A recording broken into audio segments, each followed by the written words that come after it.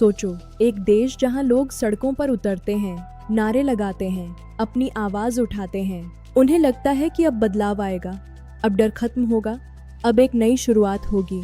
लेकिन कुछ ही सालों में वही देश बदल जाता है, जहां सवाल पूछना खतरा है, जहां सच बोलना अपराध है और जहां विरोध करना अपनी जिंदगी दांव पर लगाने जैसा है। ये कहानी है ईरान की, एक ऐसी कहानी जो सिर्फ एक देश की राजनीति नहीं है, बल्कि यह समझने की कहानी है कि कैसे एक क्रांति धीरे धीरे एक कंट्रोल सिस्टम में बदल जाती है, धीरे धीरे एक कंट्रोल सिस्टम में बदल जाती है। और आज हम इस वीडियो में पूरी गहराई से समझेंगे कि कैसे 1979 की क्रांति ने एक नई उम्मीद पैदा की और फिर कैसे वही उम्मीद डर में बदल गई। अगर आपको ऐसी डीप और रियल स्टोरीज पसंद हैं, तो वीडियो को लाइक करें, चैनल को सब्सक्राइब करें, क्योंकि यहाँ हम सरफेस नहीं डेप्थ में जाते हैं। अब शुरुआत करते हैं। 1917 से पहले का ईरान आज के ईरान से बिल्कुल अलग था। उस समय देश पर राज था शाह मोहम्मद रज्जा पहलवी का, एक ऐसा शासक जो अपने देश को मॉडर्न बनाना चाहता था। उन्होंने इंफ्रास्ट्रक्चर बनाया, इंडस्ट्रीज लाई, एजुकेशन को बढ़ावा दिया, तेल से पैसा आ रहा था और दुनिया को लग रहा था कि ईरान तेजी से आगे बढ़ रहा है। लेकिन यह कहानी का सिर्फ एक हिस्सा था। दूसरा हिस्सा जो आम लोगों की जिंदगी में था, जो भी शाह के खिलाफ बोलता वो अचानक गायब हो जाता। उनकी सीक्रेट पुलिस सावक लोगों को पकड़ती थी, पूछताछ करती थी और कई बार टॉर्चर भी करती थी। यानी बाहर से मॉडर्नाइजेशन, अंदर से रिप्रेशन। और यही कॉम्बिनेशन धीरे धीरे गुस्से में बदलने लगा। लोगों को लगने लगा कि यह विकास उनके लिए नहीं है। धार्मिक वर्ग को लगा कि उनकी पहचान खत्म हो रही है। मिडिल क्लास फ्रस्ट्रेटेड था और गरीबों को लगा कि वो पीछे छूट गए हैं। यानी हर वर्ग में डिससैटिस्फैक्शन था। और जब अलग अलग तरह के लोग एक ही बात पर अग्री करने लगते हैं, तो समझ लो कुछ बड़ा होने वाला है। और वही हुआ।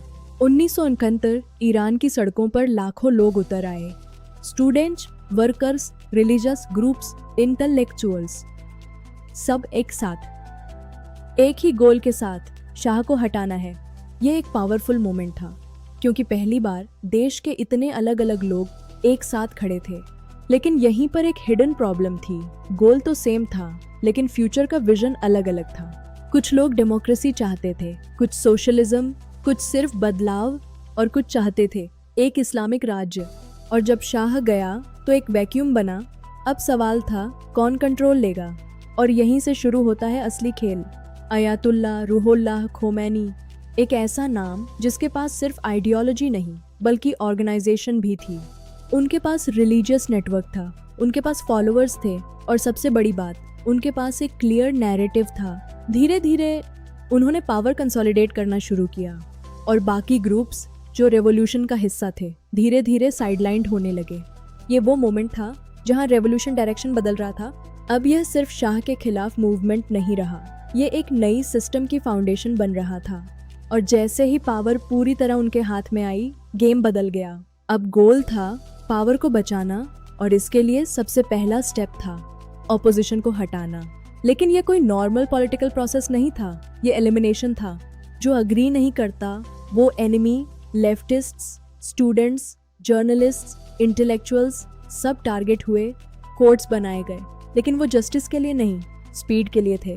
Quick trials, no defence, no transparency और फिर एग्जीक्यूशन।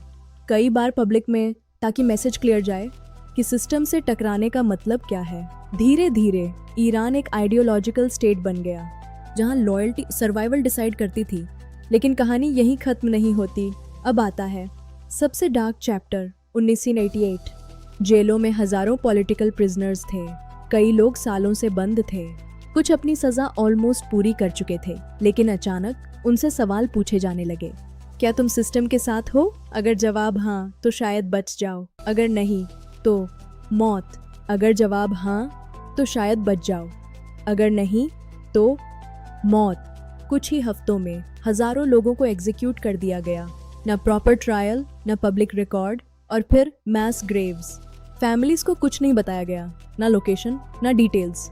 ये सिर्फ किलिंग नहीं थी, ये इरेज करना था इतिहास को, लोगों को, सच्चाई को।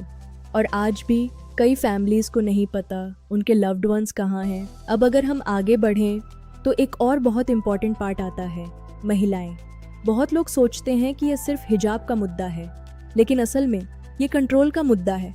स्टेट डिसाइड करता है आप क्या पहने, कैसे चलें, कैसे बिहेव करें। Moral police, public surveillance, social pressure, यह सब मिलकर एक सिस्टम बनाते हैं जो सिर्फ रेगुलेट नहीं करता बल्कि कंट्रोल करता है। और यह सिस्टम सालों तक चलता रहा, लेकिन फिर आया 2002 महसा अमीनी, एक नाम जो सिंबल बन गया।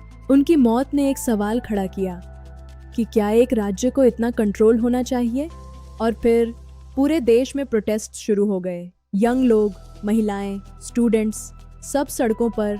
यंग लोग, महिलाएं, स्टूडेंट्स सब सड़कों पर।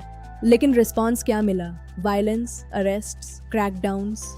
यह मैसेज था कि सिस्टम को चैलेंज करने की कीमत क्या होती है। और यही पैटर्न ईरान में बार बार दिखाई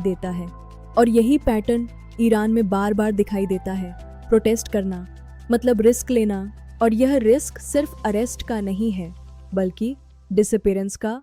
रिपोर्ट्स बताते हैं लोग उठाए जाते हैं, इंटरोगेट होते हैं, फोर्स्ड कन्फेशंस दिए जाते हैं, और फिर कोर्ट जहां आउटकम पहले से तय होता है। ये जस्टिस सिस्टम नहीं, ये कंट्रोल सिस्टम है। यह जस्टिस सिस्टम नहीं, ये कंट्रोल सिस्टम है। अब बात करते हैं एग्जीक्यूशंस की। ईरान उन देशों में है जहां डेथ पेनल्टी सबसे ज़्यादा यूज़ होती है, हर साल सैकड़ों लोग। लेकिन असली सवाल है प्रोसेस क्या है? क्या ट्रायल फेयर है? कई बार नहीं। कन्फेशंस प्रेशर में केसेस फास्ट, अपील लिमिटेड। कई बार नहीं। कन्फेशंस प्रेशर में केसेस फास्ट, अपील लिमिटेड, और फिर एग्जीक्यूशन। ये सिर्फ पनिशमेंट नहीं, ये मैसेज है कि स्टेट अल्टीमेट अथॉरिटी है। अब अगर आप मेजॉरिटी आइडियोलॉजी में फिट नहीं होते तो आपकी जिंदगी और मुश्किल हो जाती है। बहाई कम्युनिटी इसका एग्जाम्पल है। डेकेड्स से discrimination, jobs restricted, education blocked, properties seized. ये रैंडम नहीं, ये सिस्टमैटिक है। अब सबसे बड़ा सवाल, इतना सब होने के बाद भी ये सिस्टम गिरा क्यों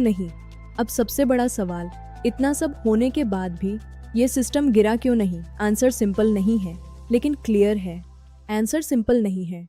क्लियर है। पहला, आइडियोलॉजी। सिस्टम खुद को डिवाइन अथॉरिटी बताता है।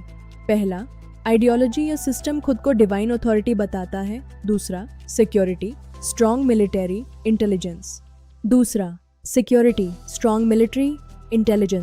तीसरा, फियर, लोग जानते हैं विरोध की कीमत क्या